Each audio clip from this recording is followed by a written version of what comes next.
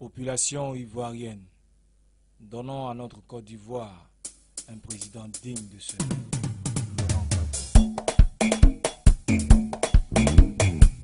Laurent Gbagbo. C'est pas beau qu'on voit, ça dit papa de l'autre côté là, y'a rien en face. Certains se disent hérité, c'est maïs. Pour la mère patrio, encore qui est comme, c'est pas beau, gagner sous un haut. Encore qui est comme, l'aïdo l'impérial. Pays c'est que, moi y'a c'est que. Le coup de ça, un massa, Dinakasio. Le CP ma quoi, un mao, Dinakasio. L'aïdo l'impérial, Dinakasio. La poisse Sylvanus, un mou, Dinakasio.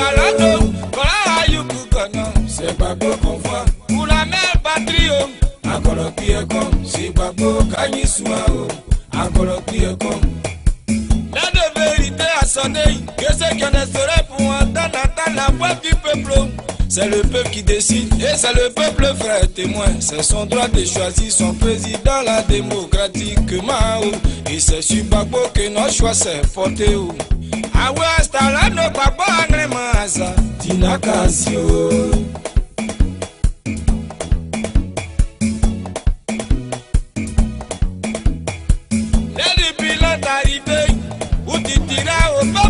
Si tu l'as vraiment fait, Dieu fait pour notre Côte d'Ivoire, mon frère, c'est que tu dois. Quand la patrie était un peu, on sait qu'il était un peu. Oui. Bonjour. Bonjour. Vous êtes le nouveau DG d'Ivoire Business, c'est ça? Oui, tout à fait. Est-ce qu'on peut avoir un point des awards qui viennent de se dérouler à Paris? Oui, les awards d'Ivoire Business ont été un succès très éclatant. Nous avons célébré les meilleurs artistes, nous avons célébré les médias, nous avons célébré tous ceux qui ont battu le pavé à Paris pour réclamer la justice en Côte d'Ivoire, pour mettre fin à cette injustice qui a cours en ce moment, à l'état de non-droit qui sévit en Côte d'Ivoire et pour réclamer la libération du président Laurent Gbagbo. Justement, ça tombe bien. Demain, 9 octobre, il y a l'audience, en tout cas, de mise en état du président Laurent Gbagbo à La Haye. Qu'est-ce que vous espérez de cette audience-là?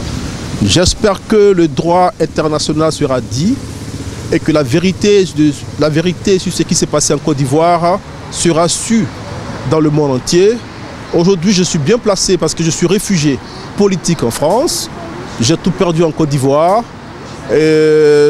J'espère que la CPI va libérer le président Laurent Gbagbo parce qu'il n'a rien à faire là-bas. Les Ivoiriens ont besoin de se réconcilier. C'est un vecteur de réconciliation.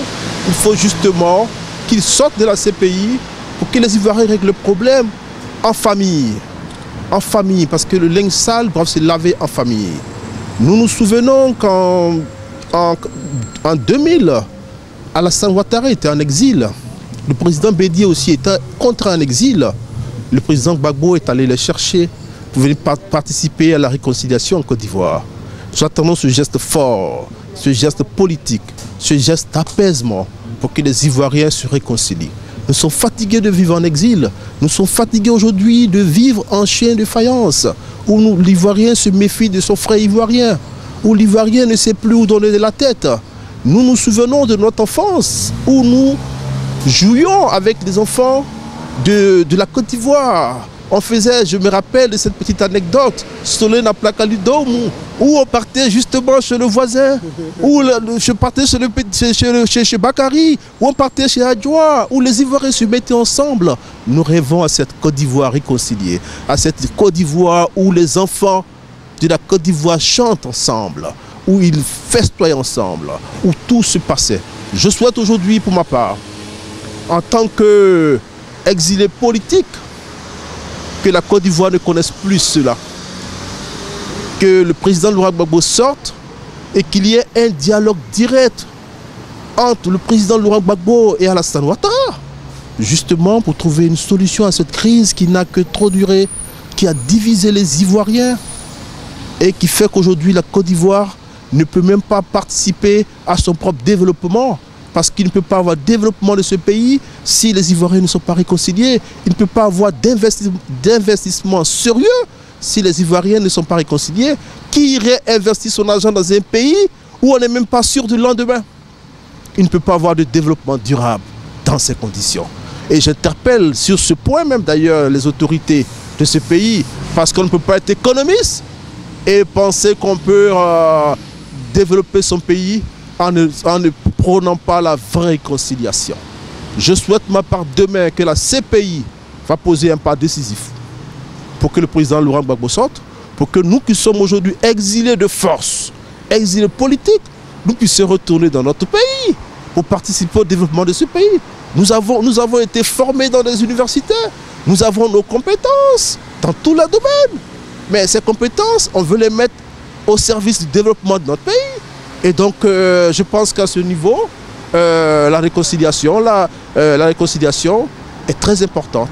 Parce que nous ne pouvons pas avoir confiance en ce qui se fait en Côte d'Ivoire tant que le président Laurent Gbagbo sera encore à La Haye.